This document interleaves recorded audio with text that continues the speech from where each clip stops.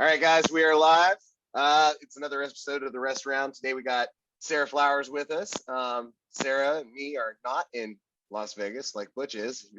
Look over Butch's shoulder, there's an Eiffel Tower and a lot of people losing money. So yeah, there you go. Reminds me of probably shouldn't say it, but it reminds us when we talked to the Jits chicks, right? Talk about the Eiffel Tower, the very first thing, right? Yeah. But anyway, we'll get off that. I need to go to Vegas. That's on my bucket list. It is. Well, maybe you'll get a fight out there someday. Maybe that'll be your big thing. I'll be down. Heck yeah. Yeah. Well, hey, I guess here's the easiest thing for us to do. We'll just pretend like a lot of people don't know you. So just tell us what you do, where you train. But let's start with that. Just, all that kind of information. Okay. Well, my gym is RK Suave in Beckley, West Virginia. We are a jiu-jitsu gym primarily. We have a few guys there that, Chris, he was a professional MMA fighter. We have a couple other guys that are interested in boxing and MMA, but mostly we just do jiu-jitsu. Unless somebody like me comes along and says they want to do MMA, then we just pull whoever we can from wherever and put it all together.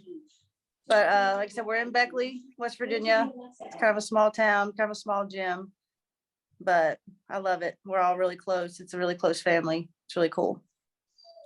And how did you get into, I guess, training in general? How long have you been training, and what kind of led you to that? Obviously, I'm assuming you started with jiu-jitsu, or did you go right there and say, hey, I want to do MMA? And I said, let's start here. I've kind of always been interested in MMA ever since I was young. I mean, I started training when I was 18, but it didn't last long. Just a couple months. I was in a really bad car wreck and broke my face. And, since then I was like, I don't want to be hit in the face. Makes sense. Now, is your face extra strong now? No, I would say it's probably extra weak. Yeah. It's still got some, issues from that. But anyways, so fast forward 10 years later, it just started getting to where I was super interested. My ex-husband and I actually started training together, and he liked it more than I did at first. And for me, it was kind of hard. Everybody there was upper belts. I knew what they were doing. It was really frustrating at first to not know what to do, and really hard for me. So I quit again. And then finally, about a little over 2 years ago, I picked it back up and stuck with it since then. So it's really only been 2 years of this journey, but it's kind of went pretty quick. And, I've just recently got promoted to purple belt in jiu-jitsu, had my first MMA fight. So it is kind of going fast, but I'm in the gym just about every day, putting in the work for it. Yeah. Well, that's where you came from today. Well, that's okay. I was going to say that's where you came from today, which is awesome. Yep. This morning we had kids class at 9 a.m. So now, do you help get with them that? in there early? Yeah. Okay. Myself, Chris, and Daniel Smith, we teach the kids class. My son competes and trains, so it's really cool. I was going to say, now, did you always, jiu-jitsu is a physical thing. It's like lots of contact. Growing up, did you like those contact like sports, kind of like rough and tumble, or was it more like gymnastics kind of stuff? Because usually there's a split. I've been kind of a tomboy and kind of rough ever since I was young. I remember when I was little, I would try to get all the guys together to play football and stuff. I didn't really do any gymnastics or anything like that. It was pretty rough. My whole childhood. In college, I actually played rugby for a year, and I broke my back playing rugby. That's when I quit rugby. Yeah, well, and that's the things, like rugby is one of those things that's about as rough and tumble as it gets. I mean, the only time you see harder hits is in football probably, and they're wearing pads. So yeah, rugby was rough. But I mean, I love it. I love the physical aspect of it. Right. Is your dog eating somebody? Is that my a dog? Was Zeke. It's okay. I'm just curious. It sounds like he's very angry. He's in there playing by himself. I don't know what to do. I gotcha. Sounded rough. Well, here's what so do you train with, and I kind of think I know the answer. You don't have any other females to train with, right, at your gym? No, my best friend trained for I think she was training for about a year. She recently just had a baby just a couple days ago. So she's been out the entire pregnancy. And every now and then we've had girls come in and out, but consistently, no, I haven't had any females to train with. It's all No. guys. Yeah, and it's tough. And it's funny, you know, like in a lot of other states, you know, it's easier to have an all-female class. And there are a couple gyms in West Virginia, especially with jiu-jitsu, they might have enough people to do that. But it's still pretty rare, right? And Yeah.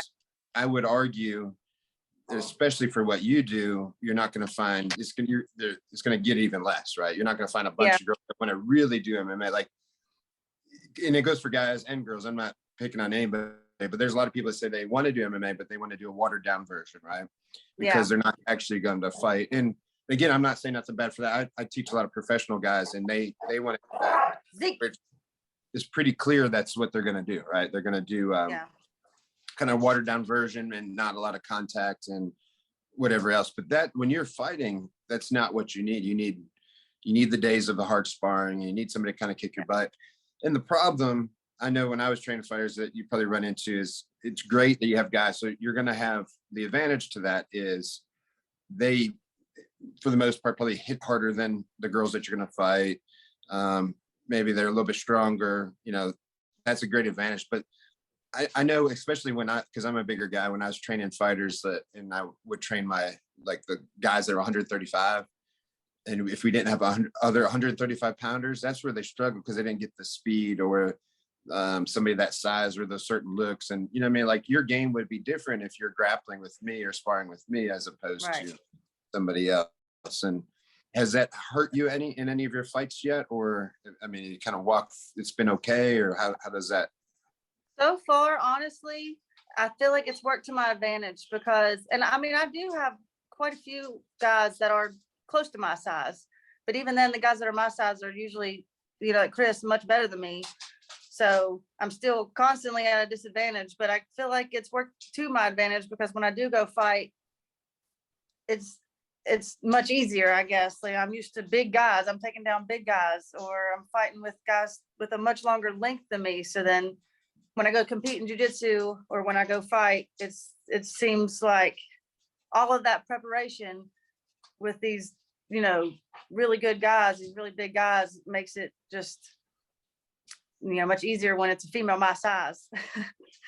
Yeah, well, and it should for the most part, you know, like I said, the same story I was saying before. I remember because I would worry about it, you know, and then my actually it was one of our fighters named Bill Dexter, and I think he was fighting at 135. But I just remember, especially he had more confidence because I would say, hey, you know, watch this, watch that, and then he'd say, hey man, like none of them are going to hit as hard as you do. I don't really care. And I was like, well, that's a decent point. And that part's good. But again, you know, as a trainer, I guess you over worry, right? And it's where I would be. But I'm like, yeah, but I'm definitely not as like speed, or even like for me, like my jiu-jitsu game wouldn't be as fast as somebody your size. Now, luckily you have Chris, and that's what you do. There's a different game. I'm assuming Gary's similar. We're kind of more guys that are going to pressure you and lay on you and make you uncomfortable. People your size usually tend to go for more submissions and do a little bit faster game, you know. Doesn't mean that's what you do, but that's technically usually how it goes. Is that how you feel your game is? Are you more offensive, or are you a smashing person, or what do you like to do? Well, that's what's been kind of interesting for me because, you know, like I said, at the gym, I'm usually the underdog. I'm usually smaller or, you know, underranked from almost all of my competitors. And then when I go to competitions, it's like, oh, I'm big now. So, and I'm strong. So it's really weird how I remember my first competition. After my competition, I like rolled through these girls and I went to eat afterwards. And I was like, I feel like they didn't even really try to hurt me. Like they weren't even, you know, nobody smashed me. Nobody, I mean, we get rough in our gym. I get, you know, you get your face grinded, you get your shins all bruised up, you get tore up. And when you go up against people smaller than you or your size, it's a totally different game. And, you know, I'm sorry to interrupt there. I was going to say that is a big part of it too. And that's what Butch was saying about the smaller guys, like the 135s, the 145 guys in competition and stuff.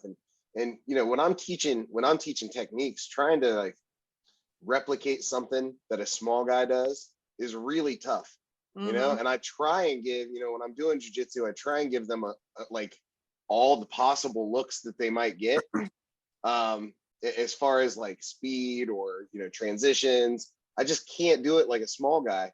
And the other thing is like in that, it's hard to teach somebody who is normally the smaller person how to be big. Yeah. You know, and so when that's the other thing is like, if I was to show you a technique, I could show you my way, but you're not necessarily, when you do that technique to me, you know, I'm 230 pounds right now. It's not, you putting pressure on me is not going to feel the same to you as when you put it on somebody who's your size. Yeah. Yeah. Yeah. And so it's like, I can show you the move how to be big, but I don't know if it's going to feel the same until you're actually the bigger person. Yeah. And it is different, you know. Luckily, like I said, for me, the surprises that I've come to encounter are when I do finally get on top of somebody, I'm like, oh crap, like I haven't been here very much.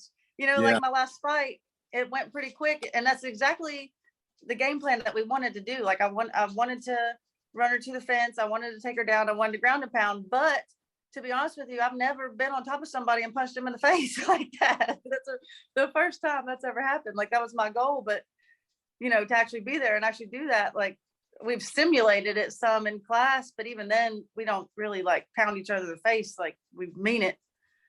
But how did that make you feel during and then after? Because it's a weird feeling, isn't it? It's actually hurting feeling. Another person. I mean, it sounds weird, but it is weird until you do it. I think what's craziest for me is that I was nervous. Everybody tried to prepare me for the nerves for the fight. So with that being said, I was like, I hope I don't get out there and freeze or not know what to do, get super anxious. But to my surprise, the nerves never really hit. I was literally so humbled and happy to be there the whole time. Even walking out with my music playing, I was just humbled. I felt like I was in my element, honestly. And I was so ready for the nerves to hit and to get anxious, but it never really happened. And then when the fight, you know, when you're fighting, not really much goes on in your head. You just kind of go through with it. But I remember when the ref stopped it, I was like, no, I'm not done. Like, I want to keep fighting. Like, I didn't want it to, you would think that as soon as they stop the fight, you want to jump up and you're excited, but I was kind of disappointed. I was wanting to keep fighting. How long did that match last? It was 1 minute and 28 seconds. I was going to say, I knew it wasn't long. It wasn't long. It seems a lot longer than that. You know, that's hard when you're preparing, because essentially you're preparing for 15 minutes, right? Yeah. And so like you're preparing for 15 minutes and you're done. It was actually three minute rounds. It's 3 minute rounds. So you're preparing for 9 minutes of fighting. Yeah. Right. But you're preparing for 9 minutes of fighting and you're done after 90 seconds. Like that's like you were there and you've done all the training and you're in shape. And 90 seconds is that's not even a warm up. We did a lot more in the back. Yeah. A lot of hit and mitts and stuff in the back, much more than the fights.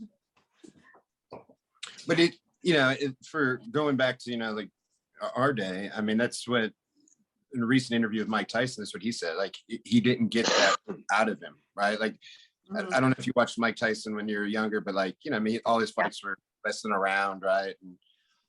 And we just assumed he was fine with it. I remember all the fans being mad. I paid for this pay-per-view, and there's always those stories like somebody went down, get a hot dog, by the time they come back, it was over, right? But he echoed the same thing. He said he got in a lot of fights afterwards because it just didn't get it out of his system, right? It was it did seem like, I mean, satisfying for the win, but there's so much stuff that we've prepared for and trained for, and it like didn't really go down like that. It just kind of, to me felt sloppy and just ended quick. And I was just like, I want to do more. Well, yeah. And you're probably a person that's never happy, right? That's what makes you better. So then, like you said, when it felt sloppy too, like that's the thing, you're like, man, there's more things I could show. There's more things I could do. And I didn't get the opportunity to do that. Right. So it's not a disrespectful thing to the opponent saying, I wish it was longer so I could beat her up. It's not that. It's just there's a lot of things. We all forget this is a sport and there's a lot of preparation and all this stuff. And you kind of want to show your skill set mainly, for yourself, but also for your coaches, right? You want make Chris happy or your team happy and show them that, hey, this, I can do it. And sometimes you don't get to, it's sad in a weird way, right? It is. And that's the thing, like we trained, I mean, these guys put in a lot of work to come and train with me, and we spent a lot of time in the gym, and, a lot of stuff we worked on, I did the exact opposite in the fight, like I said, being sloppy and stuff. But, when you're in there, it's a lot more going on in your head than your technique and stuff. And it's kind of chaos, but it is true. Like, I feel like I got so much more to show and so much more to prove. And that's why, as soon as my fight was over, they were already talking about taking another one. And I was just on board. I'm ready to keep at it. That's a good leading statement. When is your next fight? And that's important to talk about. It's February 19th, the weekend after Valentine's Day, New Cumberland, West Virginia. I didn't even know there was a Cumberland, West Virginia. Who knew? Is that what you said? Neither. I had to look it up. Yeah. Is that by Maryland, like the other Cumberland, or no? I'm not. It's up in the northern Panhandle. I know it's sort of close to Pittsburgh. Not really. Over by Wheeling area. I have no idea. I know it's like 5 hours from me. That's all I know. Yeah, I think it's up by Wheeling. Wow. It's in a casino, so hopefully it'll be a good time. All things I feel like I should know about this. Not that I go to a bunch of casinos, but you think if there's a casino, this place should be kind of big. And that's what I was thinking. I've never heard of it. I mean, I'm not much of a gambler, but you think if it's as big as what they're saying it is, that I would have at least heard of it. But yeah, well, and here's another. I was thinking while we were talking here, because I want to talk about your workouts. But so Gary, for example, sometimes when just like now, so I'm at work. Obviously, that's why I'm here in Vegas, but I work everywhere. So I was working in Beckley one time, so I stopped at Planet Fitness workout, and I saw Sarah in there. But I'm telling you, like, well, it was mostly like one or two people, but everybody kept bothering you to talk to you, right? At least I thought so. I don't know what they're talking about, but I was like, that's why I didn't, I think I texted you afterwards to say, hey, I wasn't ignoring you. I know, like, when you're trying to work out and then everybody bothers you, it really like screws up the flow. Yeah, it does sometimes. Yeah, which you were really nice from what I saw. It's not like I was, super watching, but it was, you at least looked like nice. I guess I probably would too. I mean, you don't want to be like rude to somebody trying to, be nice to you, right? Yeah. Even if you work out. But speaking of that, so like, what are your work? So tell us, I guess, a lot of times when we talk to, fighters or jiu-jitsu guys, I mean, people want to know what you do, like what your workout's like, what you eat, what you drink, you came from training today, like we said, so you obviously have a busy schedule. So kind of take us through that a little bit, if you don't mind. And well, working out for me, it's been a big part of my life ever since I was younger. And it's more of like my happy place, I guess. So it's really not a chore or something I need to do, but I usually work out every morning, at least Monday through Friday. I'll go to Planet Fitness, do some cardio. Since I've been fighting and competing a lot, I don't lift very heavy anymore because, you get tight, muscles get sore. So I just do some light circuit work, mostly just cardio. And then almost every evening we're training jiu-jitsu, MMA, boxing, sparring, something. Pretty much every single day. I try to take some rest days off here and there, but it's kind of hard, especially when you're teaching the kids class and trying to be, a leader to everybody else in the gym. Like I said, with a small gym, we need everybody in there as much as we can be in there. So it's not a lot of off days, not a lot of rest days. And then with fighting, I've had to cut weight. So I try to eat as clean as I can. My self-discipline's kind of lacking in that area. So I've had to put the work in with the nutrition lately. What is your walk around weight, and then what weight do you fight at? Well, before my last fight, I was at about 170, and that's where I competed. That's where I was comfortable. And then my last fight was at 145. So I had dropped a good little bit of weight. 25 pounds. Yeah. Yeah. So, and that was tough, but we did it. Yeah. And then, so now I'm walking around about 150, and my next fight will be at 140. A lot less stress this time. Yeah. How many weight class, like what are your options? Is West Virginia still following kind of the national guidelines? I mean, what are the weight classes? Well, typically, from what they're telling me, there's not a lot going on above 145. 145 is about the max that I can find a lot of fights and find, quality competitors. And the reason this next one's at 140 is the girl that I'm fighting is actually fights at 135 and I fight at 145. So we've agreed to meet in the middle at 140. But I think ideally what Chris was talking about is, hopefully looking forward to the future. I want to go pro. And by then we're looking at trying to get to 135. Because it seems like, I think that's how they go, 145, 135, 125 for females. And it seems like there's more opportunity and more competition at the lower weight classes. Yeah. And that's the like 145 is usually the highest weight that you see, at least on big promotions. So Bellator or Invicta, I don't think they have anybody above 145 in Invicta even. So like when you're looking at Invicta, obviously is all women fighters. So when you're looking at those, you definitely, all the competition is down there at 25, 35, and 45, and 35 being the deepest division, I think. Yeah. And I think that's why they're trying to get me to shoot for that. And like I said, really, just knowing where I'm at, with nutrition and like how strict I am, like ideally I could get there. It just takes some work. And, if that's what my best options are, then that's where we'll go. Do you guys know, just a random question, but do they cap it? Say you're in 145, is it capped? Like they can't be over 155, or is it 145 and then you can be 200 pounds, Well, the 145 is like 145 and under. So when I fought 145 in Ohio, there was like no weight allowance. You had to make 145. Okay. So I weighed in at 143 and a half, I think. Yeah. Surprising in a weird way, like, and this will sound bad, but because it's not, I don't mean it to be bad, but like in West Virginia, there's a lot of heavier girls, right? Like I would think you'd almost need to. That's what I think is crazy is I've had to cut almost all the weight I could possibly cut. And now I'm at the tippy top of the weight class. And I'm still like, this is crazy. It is weird. And it's weird to think about that, the average fighter is much smaller than me. And it's wild. And again, especially where we come from, it goes for guys and girls. I mean, not so much in the gyms, right? Like it's not what I'm saying, but it's like when you watch a boxing thing, like a Rough and Rowdy or Tough Man. I mean, most of the girls that are competing in that are like a couple hundred pounds. They're a lot bigger. Yeah.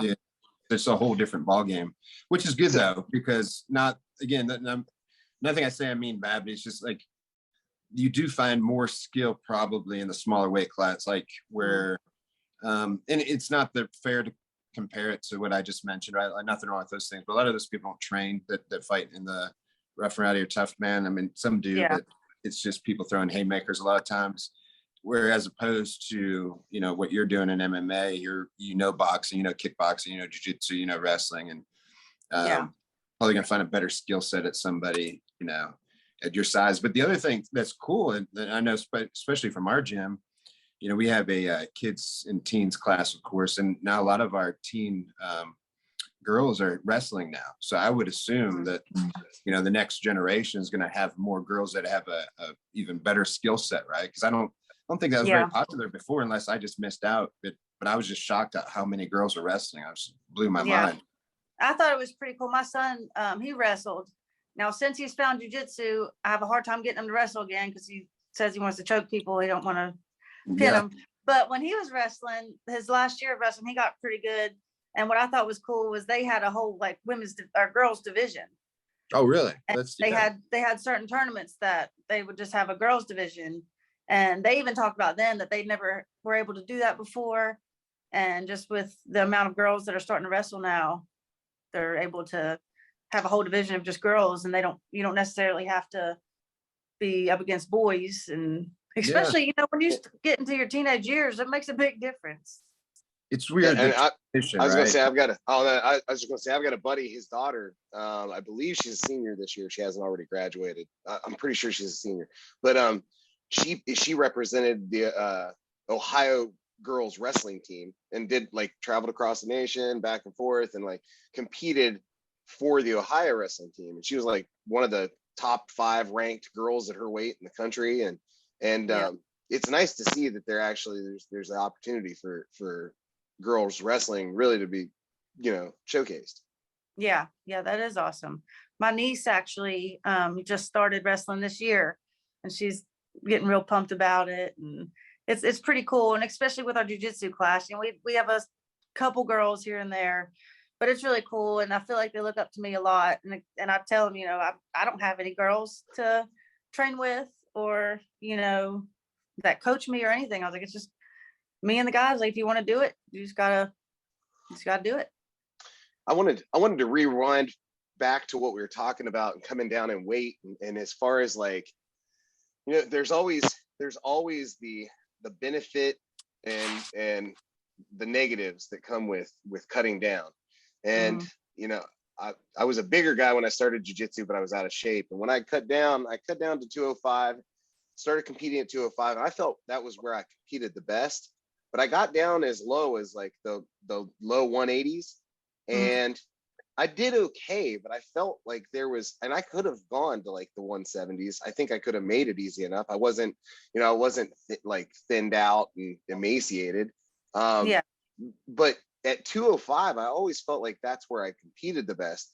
Is that a concern for you, that like, man, if I'm dipping all the way down to the 35s, that I'm going to lose a little bit of what I feel at 145 or 150? Yeah. So I get asked that all the time. And so far it hasn't been an issue, which, like I said, 143.5 is the lowest by far I've ever been. I don't even think I was, maybe high school, early high school was the last time I was that small. But for this last fight, getting down to that weight, that's the healthiest I've probably ever been. That's the best I've ever felt. I don't feel like I lost a lot of strength, because that's kind of, I mean, like I said, with the guys, I'm not strong, but that's my thing against females, is I'm usually stronger. I work out all the time. I use that to my benefit, but I don't feel like I lose that at 145. I haven't been to 135 yet, so I don't know. But what I've found out is that, like, I haven't really cut any strength training out or anything. Really, everything that I've cut has been unhealthy habits, my eating, drinking, things like that. So whenever I cut that out, I lose the weight. I'm healthier. I'm feeling better anyways. So 145 has been the best I've felt. Good. And that's, like I said, that's always the fear, because when I was at when I competed at 185, I didn't feel, for me, I didn't feel the strength advantage was enough to compensate for the speed advantage. Yeah.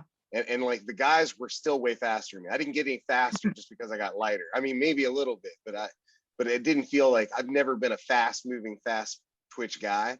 And so when I got down to 185, it wasn't that I couldn't handle it. Like, I still felt like my jiu-jitsu was fine, but I just didn't like the way I felt. Yeah. And I like carrying a little extra weight. Yeah. So. Yeah. And I do feel like the lighter I get, the faster I get. I can tell a difference. And even now at 150, that I've kind of been a little bit lenient and stuff, I'm starting to get more strict on everything again. But I could feel myself starting to just get a little bit slower, and just, I don't know. I guess the harder you push with your eating, with training and everything, like, it just changes your mentality, your body, everything. There's an adjustment period, right? Like, everybody that goes on a diet or anything kind of knows that, right? Like, that trainings, like, for example, at my gym the other day, it's the new year, so there's a lot of people on some new diets, and some people are trying this intermittent fasting, and they were like, that's what brought it up. They're like, man, I feel terrible. And then they're like, do you do this? I was like, yeah, like, but I'm used to it. Like, I don't eat until a certain time, and but I'm sure I felt terrible at the beginning, right? Like, so we'll all get there. So hopefully that's a thing that you'll go through, maybe, right? Like, everybody's, but I think that's the thing at the beginning, is the training's what suffers, because your body's going to have something to pull from, right? Yep. If it feels emaciated or tired, or you're just not the same, eventually you just got to get into that sweet zone, Yeah. Well, sure. I definitely did go through that. There were a couple points in time, like, especially when I first started cutting, I remember I'd get sick, and Chris is like, this is part of weight cut. Like, you got to, find your fine line of, carbs and proteins and water. And then, getting close to fight time, I was still a good little bit overweight. So I started cutting harder and harder. And then by the end of the day, when it's time to train hard, my body's just done and I'm tired. I'm, struggling through training. So there's a lot of fine tuning going on for that whole weight cut. I mean, that was 25 pounds was tough to lose. And I think it was like a 2-month span. Yeah. And arguably, well, it's not even it's supposedly harder for women in general. They've always said that it's something to do with, I think they say women are extra fat, maybe something to do with pregnancy or something. I'm sure I'm screwing it up, but I've always heard that, right? And I'm sure there's something. Well, I don't get to use that card ever at our No. gym. No. If I say I've tried it before, I've said, it's not as easy for women, and they're like, "Oh, we don't care. You're not a woman here." Yeah, that's the sign of a good coach, right? Like that's the other, and it reminds me too, like one of a good moment. But I remember, when I used to box, I was in a fight one time, and I actually tore my rotator cuff, like maybe first or second round, I can't remember. But I went to the court, and I didn't know what that was. I've never felt that or not. I thought my arm was broke. I didn't even know. I just couldn't move it. And I was in the corner, and I just said, "Hey man, like I think my arm's broke." And he's like, "What?" I said, "I think my arm's broke." He's like, "Well, are you gonna quit?" I was like, "No." He's like, "Well, then shut the fuck up." Right? And I was like, good point, right? So it's like, and that's kind of what they're saying. They're like, "Yeah, well, you still gotta do it, right? So we don't care. Let's get it done," And I think that is a kind of a way of a good coach, because like somebody could hear that and be like, "Man, those people are mean," but what it does is get your mind off of it. You need to just focus. You're going to do it, and like you need to not focus on why it's so hard or this sucks. It's just like, well, it does suck. Well, let's find an answer. Let's get it done, right? And so yeah, I mean, obviously you guys got a good team because you're doing really well, and they're doing really good. And the gym's doing really good, which is awesome. I mean, like you said, you come in a short period of time. I mean, it's hard for people that like you, like in a position in a short period of time. I mean, I think you've made a pretty big statement, big splash in a period of time. I mean, according to me, I don't know about you, Gary. Do you agree? I've got to see. I've watched your jiu-jitsu, and I'm impressed. So, and you've always been up for the challenge too, which is something else that I like. Like you've competed in the men's division. And I'm sure not just for us, but in others, but like, and you not just competed, but held your own, and better than held your own, had people in danger. And so like that's a testament of your training, your attitude is that you're here to work, and it's not about men and women. And a lot of times I'm sure you hear it all the time is like, what is it like being a woman doing this stuff? And it's got to be annoying. And the it's just curiosity. It's not trying to offend anybody, but we're just it's a different, for like we said, there's not as many women who do this. But when you show up, it's not about being male or female or what background it is. It's about fighting. It's about training. It's about jiu-jitsu, and that's what I like about it, is that you're just there for the sport, whatever it be. You're there for the sport. You're there to work and get results. Yeah, and it's really cool. Me and some of the guys were actually talking about that this morning. We were talking about how much jiu-jitsu has changed us outside of jiu-jitsu, and how much, mentally, I'm sure y'all know how much, mentally stronger, and you can be in a bad position and all of a sudden you see yourself like handling yourself differently. Like I catch myself sometimes, like if this would have happened to me 3 years ago, it would have been a much different outcome, and I think that's really what I take from jiu-jitsu the most, is that you don't make excuses. Life is hard. Fighting is hard. Jiu-jitsu is hard. I'm not going to go somewhere and try to set myself up for easy matches ever. Like that doesn't mean anything to me. Like the wins are great. Obviously, I like the win, but, working through adversity means and feels a lot better to me than, rolling through some tournament and winning. I don't take a lot from that. And I don't know if that comes from my upbringing. I didn't have a bad childhood or anything, but I've had to work and struggle my whole entire life. So it's not really anything new. It's just kind of how I've been raised. And that's the moral of our gym. Like, we don't make excuses. There's plenty of excuses not to show up. It might snow today, or I'm not feeling real good. I got a runny nose. Like, you got plenty of reasons every single day to not come train, to not roll hard. But when you let go, it's one of the guys in my gym in Ohio, Seth. He was our striking coach up there, and we've had a lot of talks about that, and a lot of talks about, there are a lot of people who come in and they say, oh man, I want to compete at such and such, or I want to go to IBJJF, and one day I want to do this and I want to do that, or I want to be an MMA fighter. And there's a lot of talk, and that doesn't get you very far. And the guys and the gals who do go far in it, they don't say any of that stuff. They show up, and maybe they'll say, hey, I want to get a fight, I want to do this, but they come in, they show up, they work, they go home, they rest, they come in, they show up, and they work. You know who wants it. You always know who wants it, because they come in and it doesn't matter if it's raining, snowing, they're doing the work they need to be doing. Yeah. And that's funny you say that, because, like I said, ever since day one of jiu-jitsu, I wanted to fight MMA. Like I've always have, but I never really saw it as being like a realistic goal. So every now and then I would mention it to Chris or to Brian or somebody, I really want to fight. And they'd say, well, do it. Train, get a fight camp, take a fight and do it. Like, don't. And I remember we were having a cookout one time. I think it was a couple summers, maybe 2 summers ago. And I was like, I'm serious. I want to take a fight. And they were like, well, stop talking about it. The second you're serious, we'll get you a fight. So finally, a lot of it was just believing that it was possible. I just felt like I was so far away from where I needed to be a fighter. And so one day we was talking about it, and he said, I will message somebody right now and get you a fight. And I was like, fine, get the fight. And we hadn't done a lot of training before that point, but from that day forward, I said I wanted to fight, and they got me a fight and showed up for me to train and everything. So we just been rolling with the punches.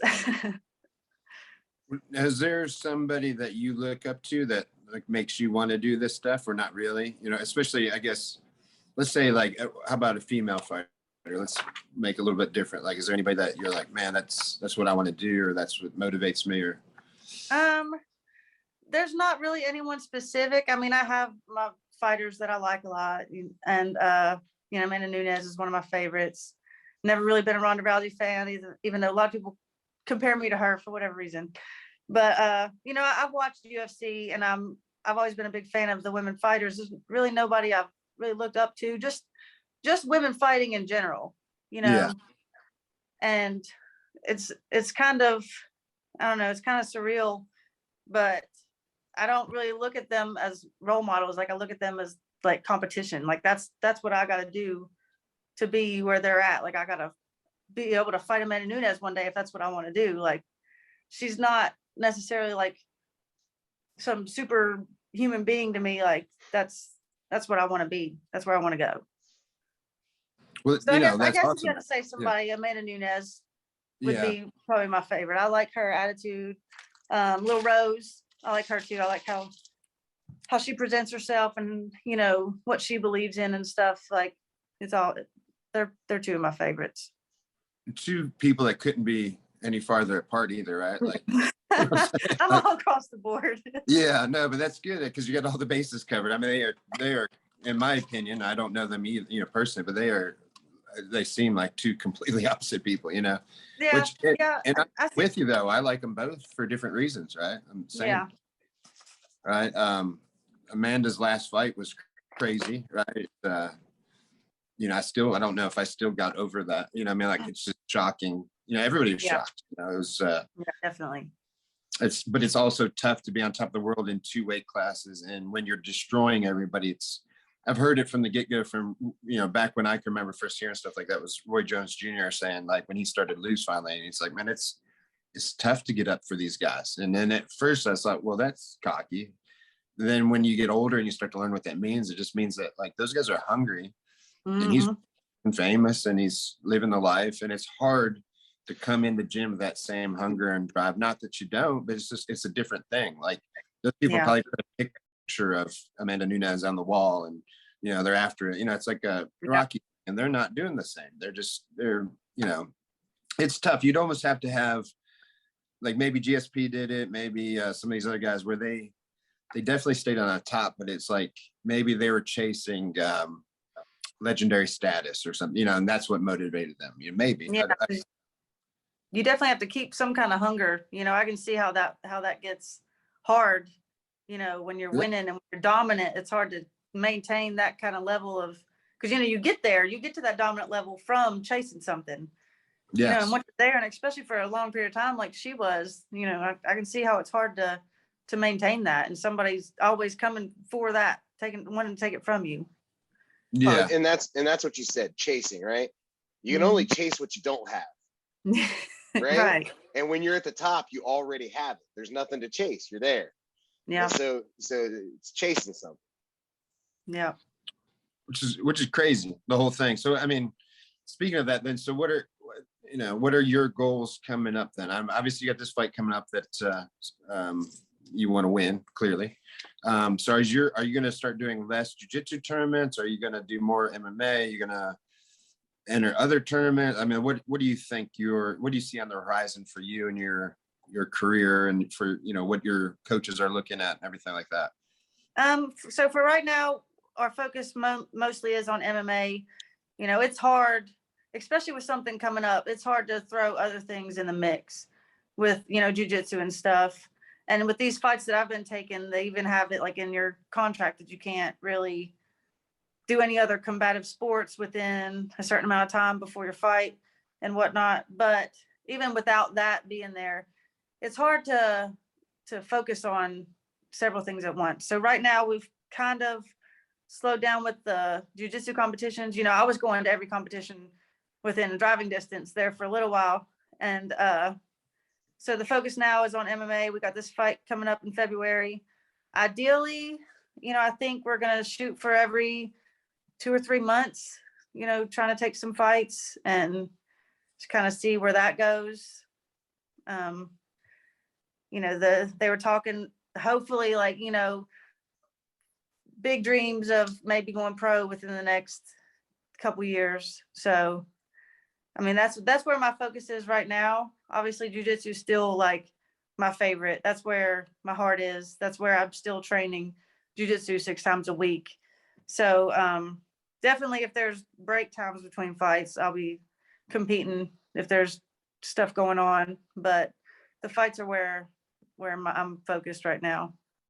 So it sounds like going pro is kind of the goal. And how many fights do you see yourself doing amateur before you go pro? How many do you want under your belt before you turn, or is it a results based idea? I think it's results based. And, you know, I was asking my coaches about that not too long ago, because I really didn't know, and I didn't really ask any questions. I'm just, you know, kind of just doing everything. And I'm like, it's kind of weird to ask after your first fight, you know, when do I get to go pro?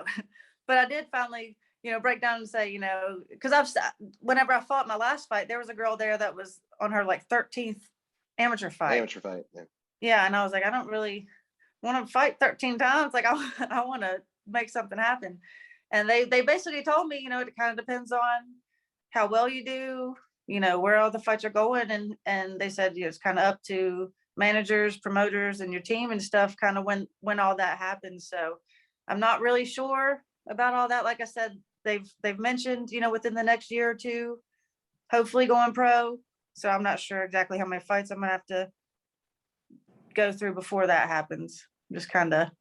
Well, and here's another question, and you don't have, like, how old are you now? I'm 31. 31. And so, like, time is a factor too, right? As far as like going pro. And so I didn't know how much of a factor that is in deciding when to turn and move forward. Yeah. And like I said, I'm not sure. And what's helping me right now is I don't really have I'm able to focus a lot on fighting. You know, I've got the time, I've got you know, I've been healthy this whole time. So I've just kind of been putting in as much work as I can and just really not even asking these kind of questions. Most of the time I just go to the gym, show up, work hard, and go home. Like, I don't even really talk to promoters about my fights. You know, Chris takes care of almost all of that. And then he just tells me, I'm not even gonna lie, he don't even really ask me, you know, are you okay at 145? Do you want to go to 140? He just fixes it all up, sends it to me. This is what we're doing. This is who you're fighting. Yeah, as a former like fight trainer, that's what I would do. Just, you know, like, and for people that don't understand, there's a reason why. Like, if if you start, I mean, look, when you're talking to the UFC level, there's a different thing, right? Like, and I'd still kind of argue that because once people start asking for certain fights and doing stuff, it's not always what's best for them. And here's my opinion. A fighter's a fighter, and most fighters will fight anybody. Yeah. That's not always good for them, right? And there's a reason. If you follow the boxing protocol, which is a little, in my opinion, outdated, but that's what they still do, where they get people 30-0 and get them to a certain title fight. And it's kind of weird, right? But they get a lot of money that way. It's the boxing thing. MMA is not really like that. That's why everybody has like losses on their records. But some of that is because once you're in a promotion, they make you fight everybody. You can't run like you can in boxing, you know? Yeah. I mean, I remember in boxing being at events, and there's dudes that are bums. Like, it's known this guy's 0-99, right? Like he's coming butt kick. And it's funny because when we were first making MMA legal in West Virginia, like they would approve the matchups. It was a boxing commission. I was like, how can you approve a match? And they would actually turn them down sometimes. I'm like, but I've seen you have a guy that's 20-0 fight a guy that's 0-99. You can't tell me you know better than me, you know. But you know, all that aside, sometimes maybe your coach wants to see you fight a left-handed person. Sometimes your coach, maybe a grappler, a wrestler, blah, blah, blah. And so they may have a proper philosophy for you to make you what they envision you to be. And I think that's great, you know, when it can be that way. Because I even way back when I had some problems too, like where, you know, people would be on message boards and talk to promoters, and then all of a sudden they'd call me and say, hey, I got a fight next week. And I'm like, no, you don't. Like, we're not doing that. Like, this is not how this goes, because if this goes this way, we're just going to be all over the place, right? I think there should be a clear draw. Like, if you have a manager / coach, that's what their job should be. And the fighter should be the fighter. You know, again, and I'm not saying there's no say in the matter. You know, like, I guess if I had a fighter that said, I do not want to fight that person, maybe I'd say no. You know what I mean? Like, because that's kind of, you know, I wouldn't have somebody that was scared to death of somebody, right? And I know you're not that person, right? But that's where it would kind of probably get sticky. Yeah. Well, I feel like I'm really lucky in that aspect to have Chris specifically is the one who takes care of all that, like I said. And you know, he knows fighting, he knows MMA, and I'm lucky to have him to be able to do that for me. Because even this week, just a couple of days ago, I have people messaging me asking me to take fights here and take fights there, and I am the kind of person that would take any fight. You know, a week later, I don't have anything to do next week, and if somebody asked me to fight, I would probably say yes. So luckily, you know, and he knows that about me. So he tells me if anybody says anything about fighting, have them message me, and we'll, you know, see if it works. But don't be agreeing to fights without. Well, I think it's the right way. I agree with Bush. I think it's the right way, and obviously, like, you know, we're asking questions just because we need to ask questions, stuff that people are interested in and whatnot. But I think you're doing it the right way. I think you should just concentrate on what you can do as a fighter to make yourself better. There's really, that's your job. You know, as a fighter, your job is to make yourself better in all aspects of fighting. And you're not there to worry about contracts and fights and you know, whatever. You know, you need to find somebody you trust, which you've got Chris, and he's a great guy. And I would do the same thing you're doing. I would sit back and let him handle all that stuff. I would trust him. Chris is a great guy. Make sure you give him a hug for me, because I love him. He's a good kid. But you got a good team around you, and you're working on being the best fighter you can, and that's all you can do. That should be your only focus. Yeah, and that's usually how, like, I don't think too much about stuff like that, because if it's not in my control, I don't think about it. Like my last fight and even this fight, like, I know a little bit more about the girl I'm fighting next, but I really don't I probably should look into it more than what I do, you know. But my team and my coaches, they watch videos and stuff, and they, you know kind of what I'm preparing for. I don't really look into any of it. I don't, you know, get caught up in how her one fight went and how she fought against this person or any of that. I just kind of focus on what I can get better at, and that's it. Yeah, I think that's good too, because then you're not getting caught up in the nonsense, right? Because you're not, whoever they beat, you're not that person, right? Yeah. Now, watching tape, sometimes you can see tendencies, right? But that's what your coaches are doing. But you can almost, I know me, I don't want to get like too worried about something, right? Like my wife, for example, gets mad at me all the time. She'll say, what are you doing tomorrow? I'm like, I don't know. I just wake up and find out. I should plan better at all kinds of things, but I typically don't.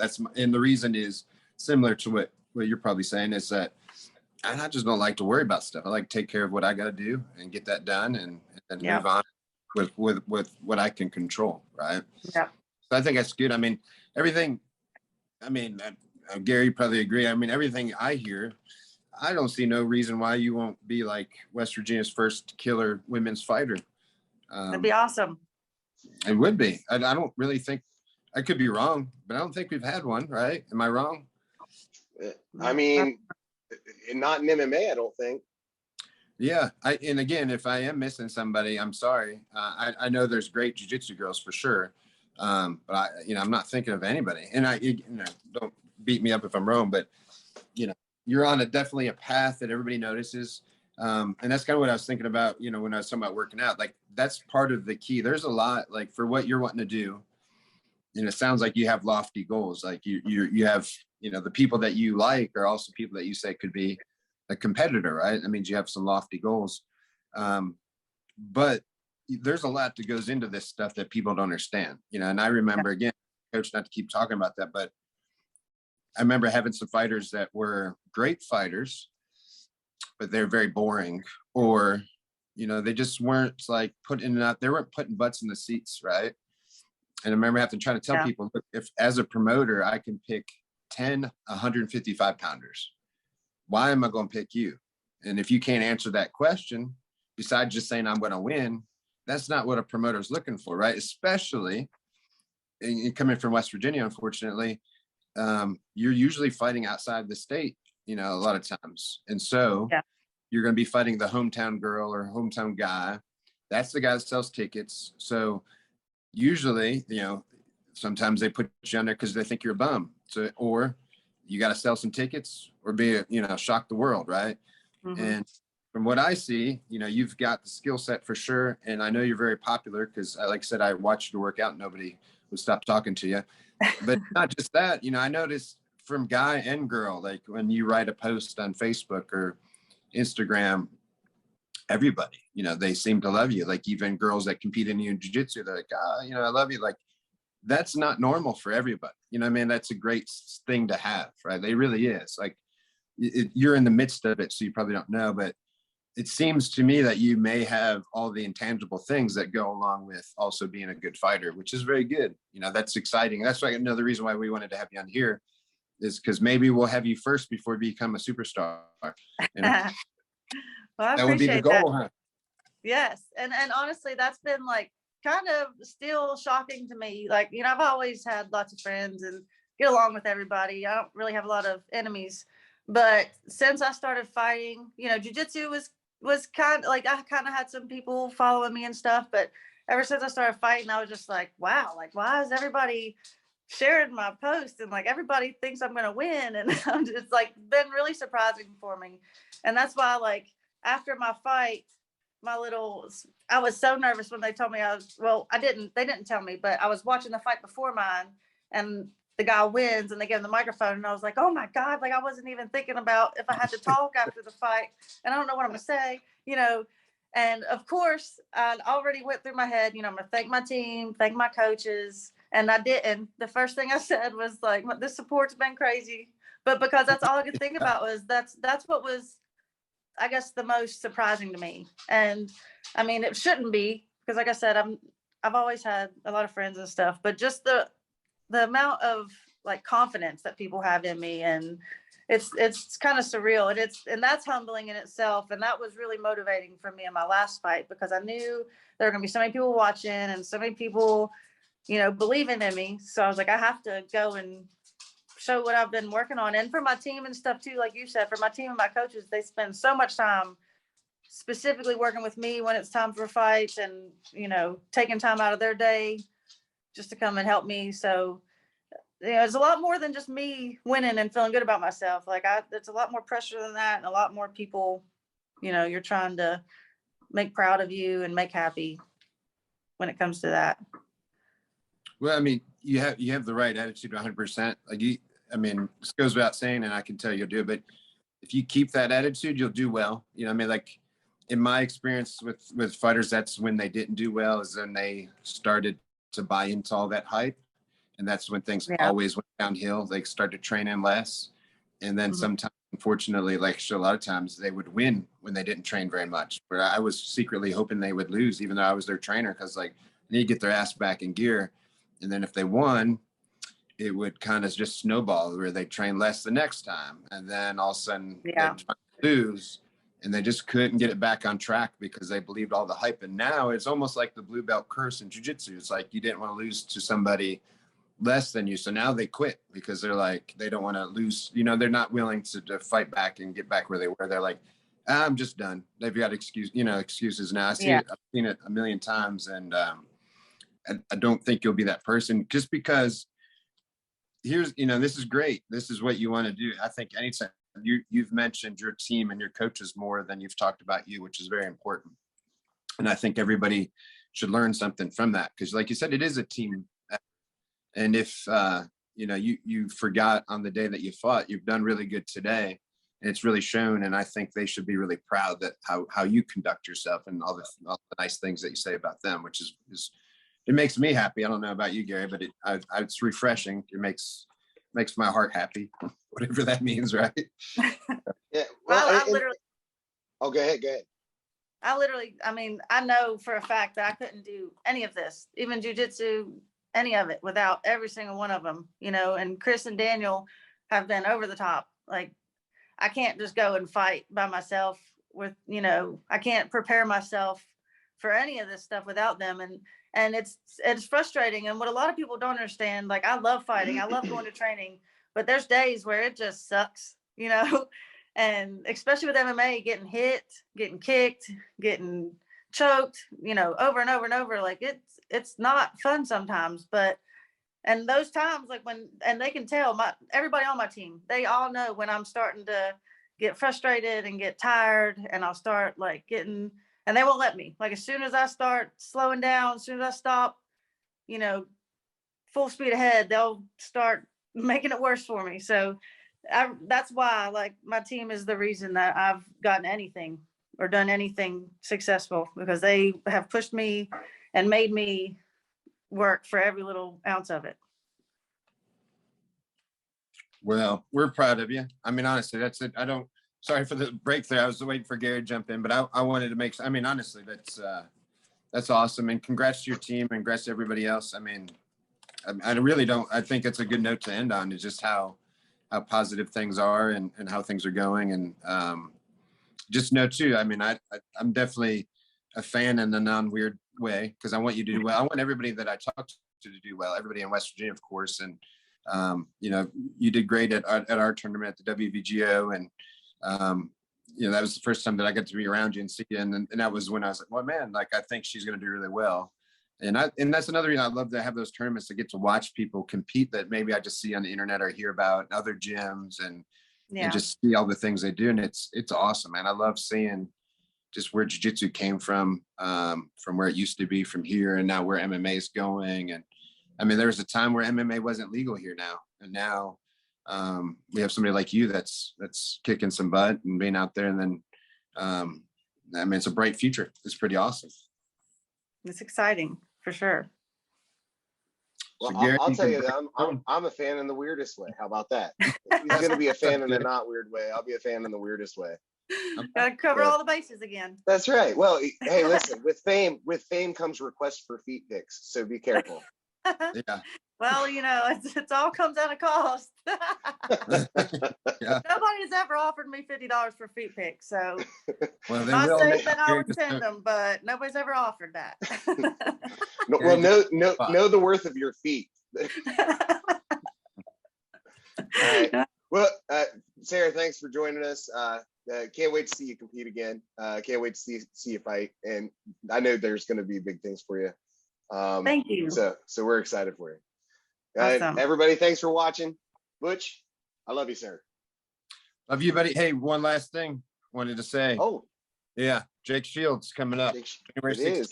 Yeah, if we have this posted before then, which I hope we do, we want to make sure that everybody, you know, it costs a lot of money to bring these guys down, and he's a legend in the sport. So hopefully everybody comes down to train with Jake and learn some cool stuff. And then we also have a tournament again on the 26th, March 26th. So I think that covers everything that I was thinking of. But a couple plugs before we go. Otherwise, join us again on the rest round to hear some more awesome people like Sarah. Take care, guys. All right. See you guys Bye. next